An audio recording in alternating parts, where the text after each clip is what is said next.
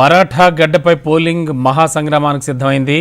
మహారాష్ట్రలో 288 అసెంబ్లీ స్థానాలకు ఈ రోజు ఒకే విడతలో ఎన్నికలు జరుగుతాయి.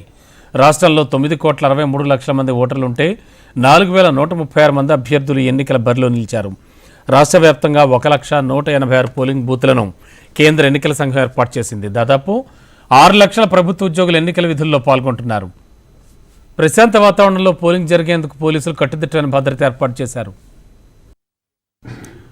మహావికాస్ అఘాడీ మహాయుతి కూటముల మధ్య దాదాపు 2 నెలల పాటు హోరాహోరీగా జరిగింది.